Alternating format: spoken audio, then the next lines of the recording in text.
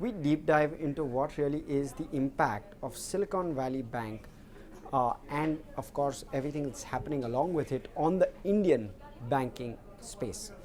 So really, what's the impact here in India as well as specifically on the Indian banking space? Let's try and first understand what the problem in Silicon Valley Bank actually was. Well, very briefly, it is actually just an asset liability mismatch, which means that the deposit holders were not able to receive the funds and the bank was not able to liquidate assets quick enough. So what exactly transpired? Deposit holders kept deposits with the bank, Silicon Valley Bank, and Silicon Valley Bank made certain investments, including in fintechs and in startups across the world.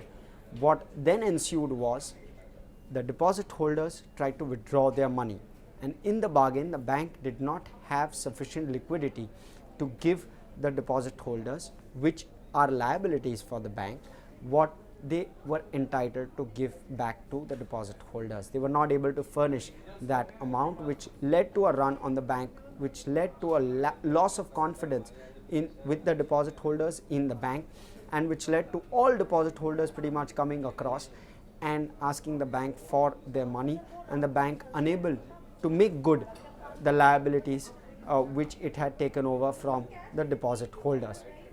So technically speaking, it was just an asset liability mismatch.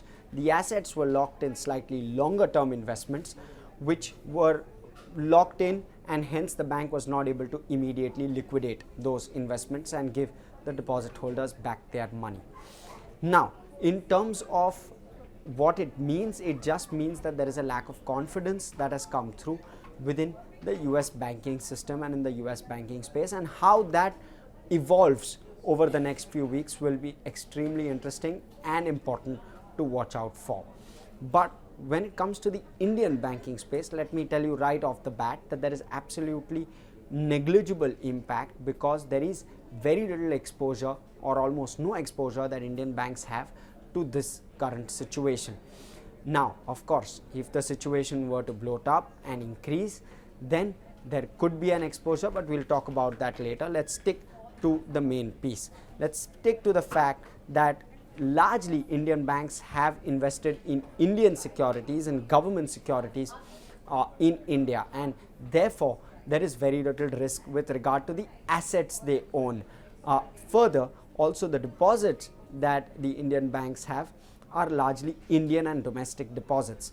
A vast majority are smaller savings banks, bank accounts owned by you and me, and hence technically the risk on that front is negligible, and hence there won't or there will be very little risk of any run on any Indian bank like the SVB crisis. At least at the moment, that doesn't seem to be the case in India. In fact, Jeffries has come out and said that the potential risk to the Indian banking and financial services system from SVB is extremely low. So that kind of caps off what I have to say. Now let's talk about the Indian banking landscape in general as well, given this SVB crisis. Could there be a cascading impact on the Indian banking space? Now let me talk about 3 to 4 aspects here. One, the credit growth currently is extremely strong. We have Uday Kotak, who's come out and said that it's the Goldilocks period for banks, and he suggests these 4 things when he talks about the Goldilocks period for banks. One is credit growth is extremely strong. Second is that he believes that as rates start inching up, the margins incrementally are only improving for the Indian banking sector, and most research reports, most analyst reports continue to suggest that there's still a couple of quarters to go where margins can continue to improve for banks. Margins is nothing but the interest which they are receiving versus the interest that they are paying. That the difference between the two is only increasing incrementally outside of loan growth. The existing loans are providing them a higher interest, net interest income in the hands of the banks. So that is point number 2. Point number 3 is, in any case, asset quality was extremely good within the Indian banking sector. We have had the cleanest balance sheet that we've seen in over a decade at least. That means that largely banks have already provided for their bad loans, and they are able to absorb any incoming issues that could come through as a result or a cascading effect of this SVB crisis. And point number 4 is that there are treasury losses which banks generally have to incur as interest rates start to go up. Their treasury or their securities which they own start to get fair valued, and in a process of getting fair valued, they have to start booking some losses. And that also has already happened in Q1 and Q2 of this particular financial year. So their P&L or their profit and loss account is pretty much well provided for completely when regards treasury losses as well as asset quality. And therefore, at the moment, the Indian banking system does not seem to be in a poor spot at all. In fact, it seems to be in the sweetest spot for any type of crisis to happen.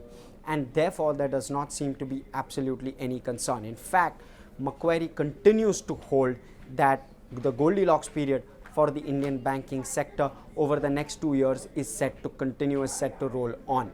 So this is purely what will really be impacted from this is the market sentiment. That is already starting to get hurt. A lot of it is already starting to play out. And of course, the risk still remains of a broader cascading effect or impact of this particular crisis of one bank, a crisis within one bank snowballing into a crisis into multiple banks. That possibility still remains, even though ACE investor, who very well predicted the global financial crisis, the ACE investor being Michael Burry, he continues to believe that there is no real larger risk to the financial system. But of course, the Federal Reserve will meet up, the FOMC will meet up in a week or so from now, and some commentary around all of these aspects will hopefully get addressed, and that will also give a little more clarity. But for the moment, where India is concerned, it does not seem to be a problem.